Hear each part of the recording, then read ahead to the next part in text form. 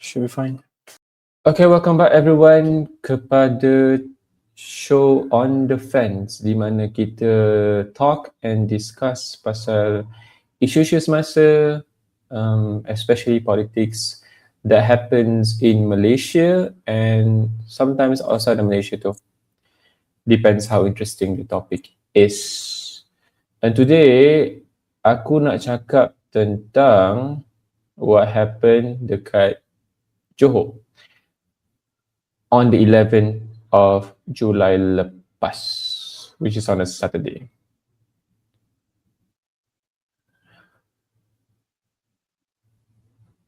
So, for those yang tertanya, apa yang berlaku dekat Johor on 11 July? But basically, this is what happened.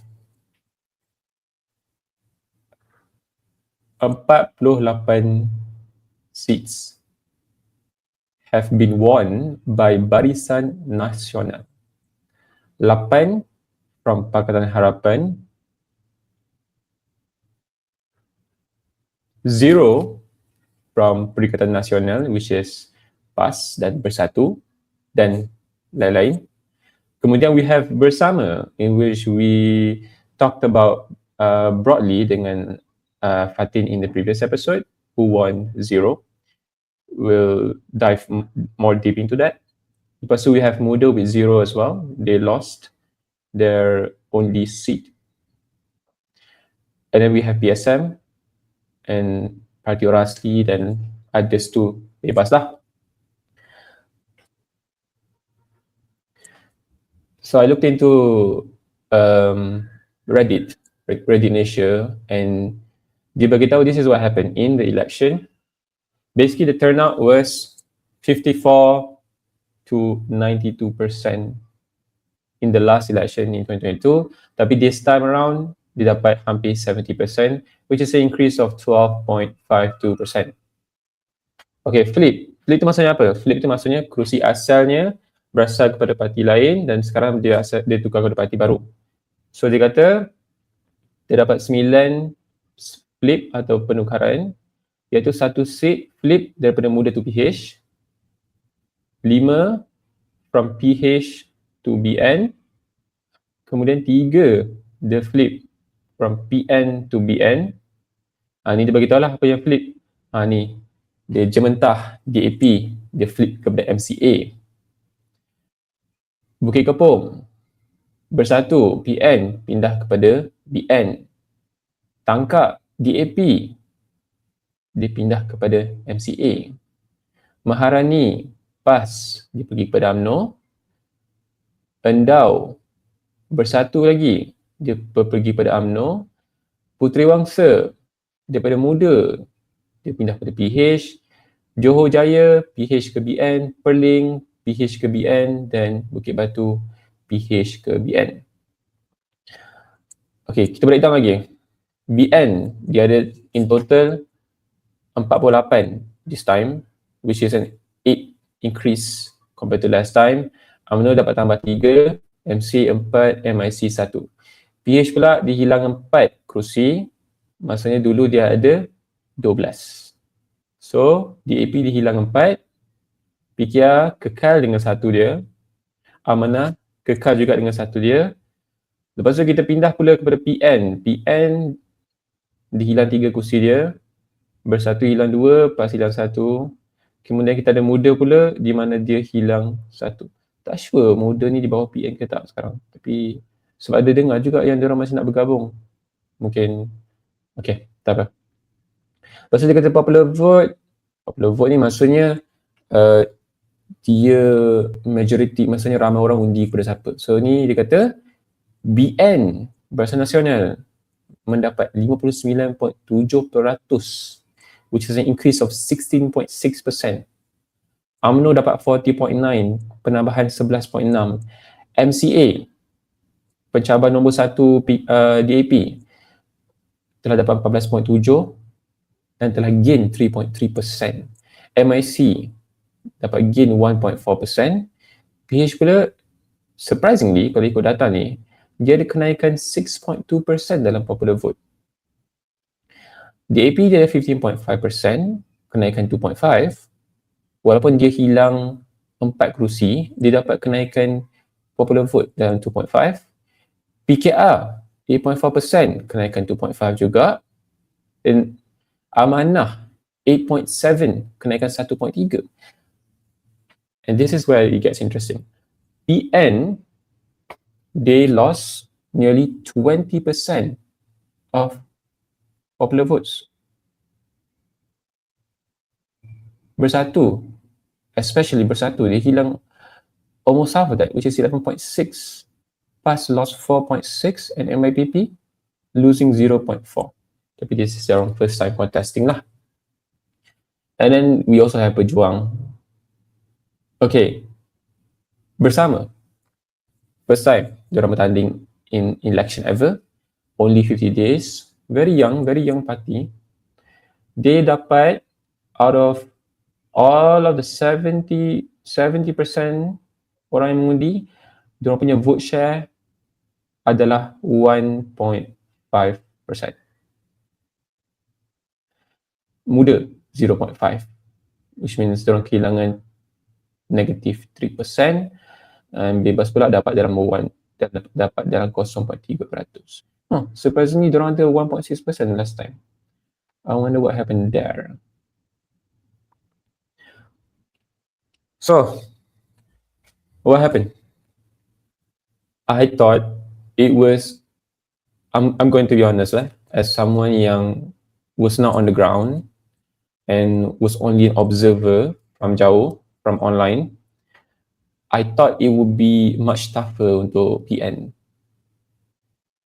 Especially, I was expecting these two parties, especially Harapan dengan Perikatan ni, to put out a better fight. Itu satu. Kedua, perhaps maybe I'm too much into social media, but I thought Bersama would have done better considering the amount of numbers they managed to get when we're talking social media alone. Because when you compare diorang punya campaign, when it comes to viewers, Bersama memang topple, memang kalahkan semua. Especially PH. Okay. There's been a lot of talks and analysis tentang apa faktor BN kuat. Antaranya adalah kemungkinan ramai orang dah fed up dengan PH dan kemungkinan ramai orang tak rasa nak mengundi. Even though the percentage of votes yang turun mengundi hari tu was ramai, tapi most of them went kepada BN. However, we need to address this. Was the success of BN dalam Johor ni is because of PAS. Okay? Because kita take a look at this, what Hadi Awang said. Dia mention yang kerjasama PAS dengan BN di Johor adalah untuk elak perpecahan umat Islam. Kepada pengundi-pengundi di tempat mereka, PAS tak bertanding, he advised them, he suggested to them that instead of tak mengundi langsung atau mengundi kepada parti PH, dia kata go vote for Perikatan. Go vote for Barisan Nasional. And when we consider juga, because when we saw the data from before kan, let me show you data tadi tu. The data memang indicate there was PN, dia lost hampir 20%. While BN, dia gain dalam 16.6%. So, perhaps the reason why BN was very successful in this election is because pengundi-pengundi PAS dan Perikatan Nasional, dia beralih kepada BN. Okay, itu pertama. Is there a possibility yang pengundi-pengundi that core supporters of PH, diorang beralih kepada BN? Is this possible? Perhaps diorang rasa seperti yang diorang dah lost faith in the movement, in the coalition. So kita tengok sekejap ni. Kita go into Twitter atau what they call X nowadays. Okay.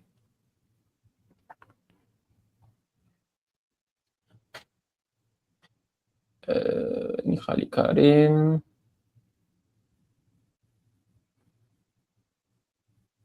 Okay. PH is losing their loyal voters all this time. Why? Too much catering to demands of voters from allied parties until neglecting the voters of their own allied party.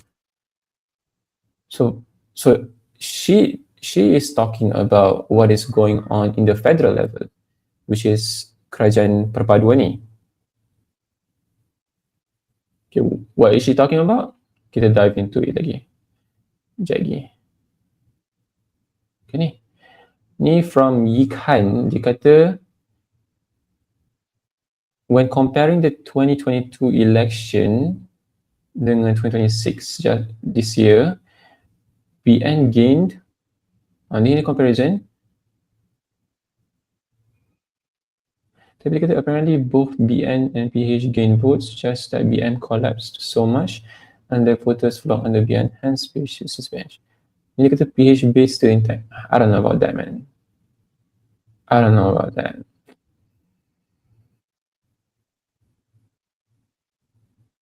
This is a tweet from a Bersama member.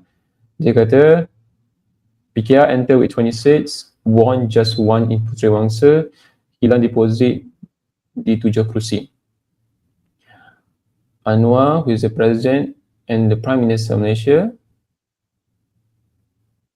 sleep in Johor 2022 dapat 12 seat, this time dapat 8 seat for PH. And then dia kata reasons for loss, ini dia punya own personal analysis lah. Dia kata Saitro and campaign supporters slammed the opposing party, especially BN Bersama. Social slam Bersama lost all deposits.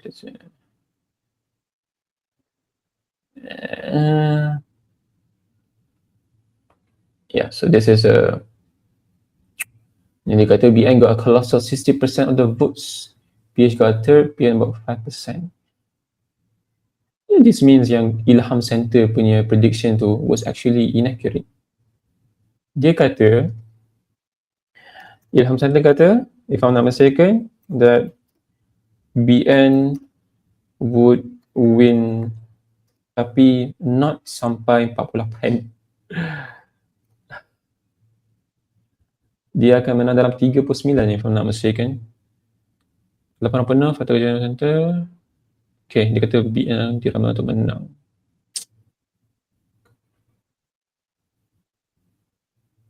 Nah, bukan. It's not this one. Artikel bayar yang aku malah layan lah.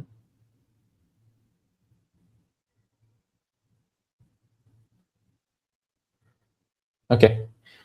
Ilham Center dia kata yang BN dia akan dijangka mendalui di 39 daripada 56 kerusi untuk pilihan raya ni. But instead they got 48, guys.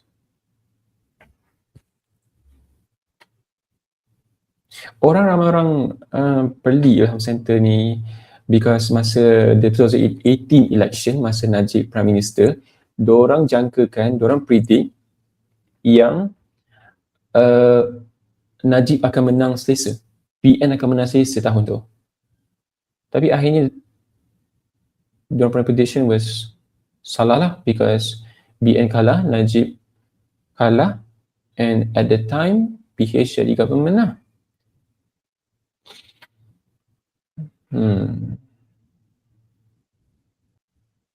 Third wave parties fail to secure deposits. Okay, I want to talk about these third wave parties now.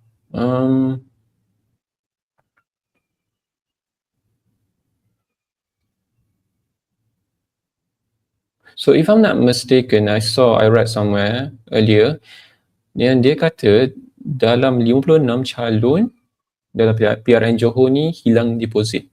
Dia tak secure deposit, meaning they failed to gain 12.5% of the total vote share untuk kerusi tu.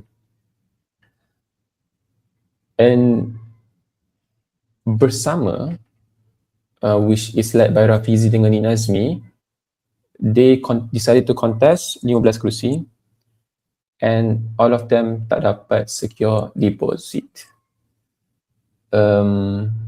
Yeah, I mean, parti baru kan, like what do you really expect? Tak silap, belum cukup 2 bulan lagi parti tu. Perhaps bertanding dalam PRN Johor ni was a mistake by Rafizi. Tapi at the same time, as mentioned in the previous episode, Fatin dia cakap yang PRN Johor ni is mainly marketing. It's mainly untuk promote parti tu kepada to the people. Tapi the question is, how will the perception look like if people see yang bersama ni jauh ketinggalan atau jauh ketinggalan compared to parti-parti coalition yang besar-besar tu. Yeah, but we'll see. I'm interested to see what Bersama akan buat.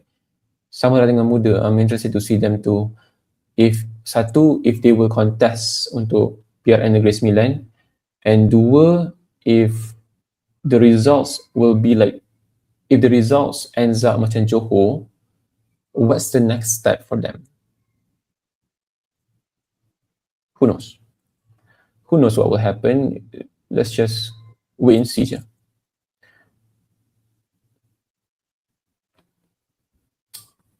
But yeah, that's all. That's all. Firstly, lupa. I forgot to mention. I forgot to do this thing. Okay. Congratulations Barisan Nasional for the landslide victory dalam PRN Johor. You guys did a very great job. Like, you guys completely dominated the whole thing, and we'll see if you guys can do it again untuk Negeri Sembilan next month. Okay. Okay, tu je. Alright. Peace. Alright, tu je. Don't forget to, you're somehow still watching. Please like and share the video. Leave a comment if you have anything to say. And also, if you're new to this channel, please subscribe. Help me grow this channel. Okay, tu je. Bye.